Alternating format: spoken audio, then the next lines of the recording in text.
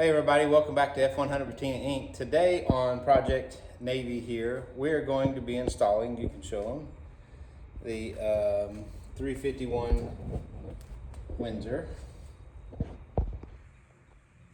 engine. There you go. So you can see right here on the side, we've already got the Range Industries engine mount on. And that's what we're going to be covering today. So we're going to be going over that, and I'm going to show you the kit real quick.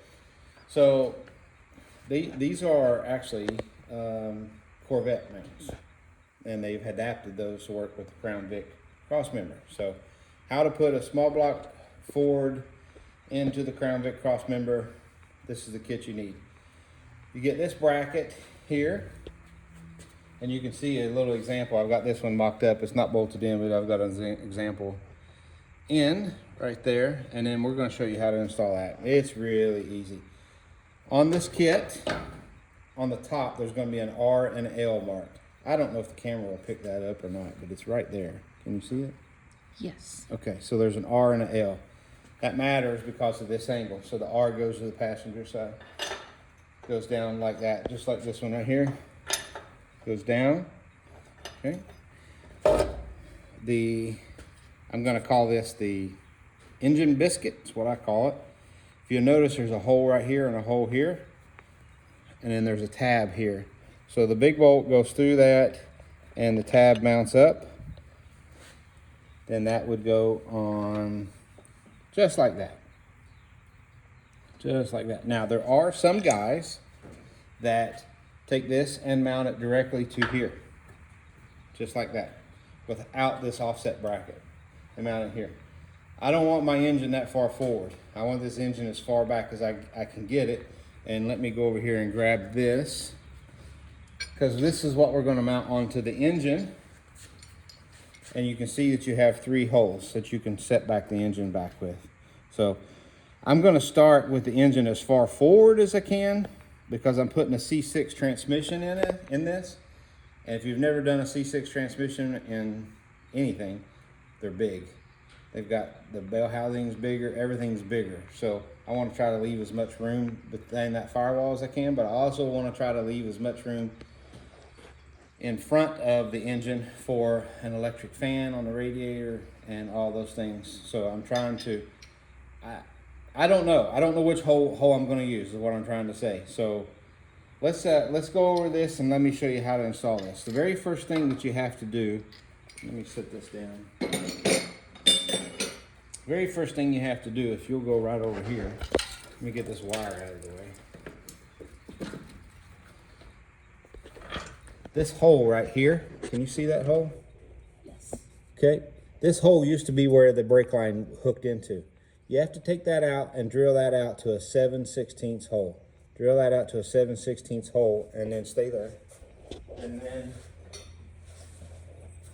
this hole right here is where that's going to get mounted through. Can you see that hole there? Yes. Okay. So that's how we're going to mount this, is using that hole and then obviously the top hole. Okay. So, and then the biscuit would obviously go like that. Pretty simple, guys. Pretty simple. All right. So I already have this hole drilled out. I don't have this one drilled out, so I'm gonna go get the drill bit, or the drill and the drill bit, and I'm gonna lift this up in the air and we'll drill that out.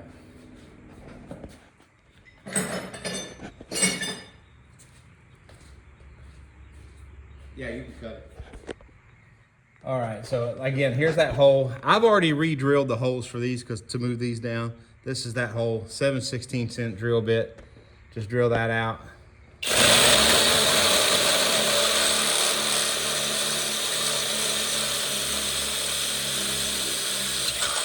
I love aluminum, a little easier. Let me grab the mount real quick. And the bolt.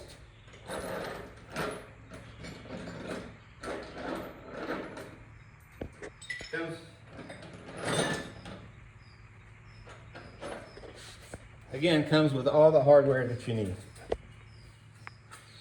So the bolt here that has the shoulder on it, that's the one you use for the top. Put that in. Oh, and make sure that you have the bracket with the L on it. This one hasn't. So this is the driver's side. That goes in there. There's a little smaller bolt goes into there. And then this is the tricky part. You got to get this nut up inside to get onto that bolt and just get it started. Okay, got that one started. Okay.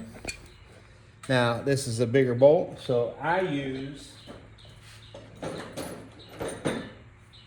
a 3/4 inch socket, showing this, with this big long extension, and I use a shallow, so I stick the nut up in there. Then I can thread that up in there, holding the top bolt.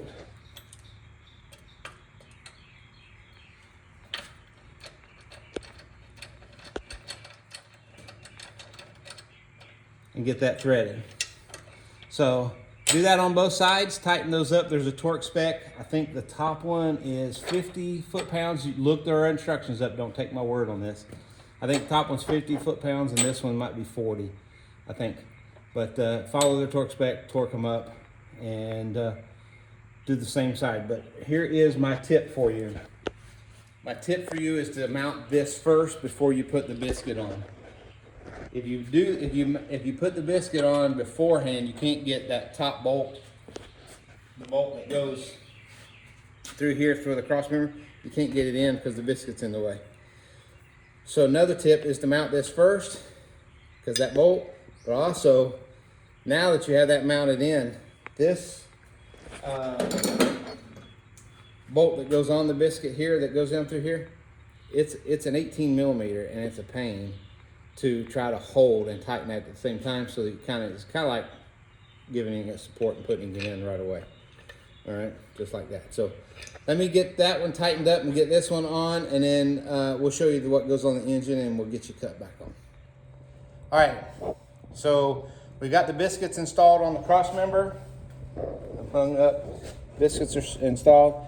So now we've got to install the engine mount part actually on the engine. So let's go over here and I'll show you.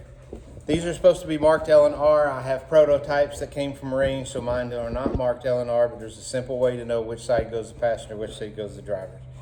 These two holes, if they're offset right here, that's the passenger side. If this hole was back here and even with that hole, it would be driver's side. Pretty simple, pretty easy to do. Range Industries logo goes up. Once you have the right side, it's kind of hard to put it on wrong at that point. So we just take this bolt here, thread that in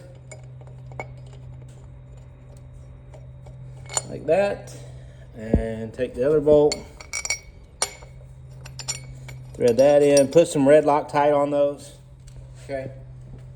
Torque those to 50 foot-pounds, and then they're in. I already have the driver's side on, you can see it. The driver's side's on, so you can kind of see that hole right there and that hole where they line up with each other. That's how they would line up. That's how you know that's the driver's side. All right, so we're going to take the we're going to leave the transmission off this one. We're going to put it in without the transmission in, so you can just see the engine going in. Those holes, I'm going to put this in the middle, this engine in the middle of those holes. I'll show you what I mean in a second. So I've got a little room in the firewall for the transmission, but it's not all the way forward. All right, so we'll cut you back on.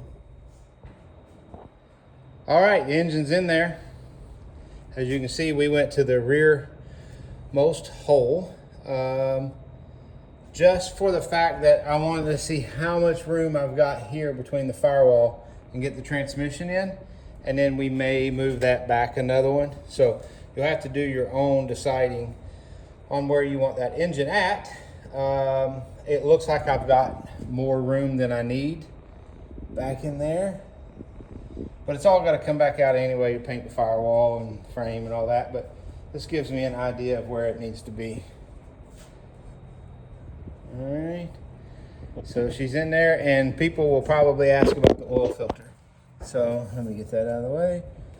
I'm using the K&N 3001 oil filter, and you can see plenty of room. That's the equivalent of the Motorcraft FLA1. That's the equivalent of that, so that helps you. And make sure you use a rear sump. Use a rear sump oil pan. And I can barely see clearance in there even with that rear sump. So I don't know if you can see that in there, but it's not touching, but it's close. We'll see when we get the right pinion angle set for the transmission. So there you have it, folks. Appreciate you. Love you. God bless you. Now go do something American.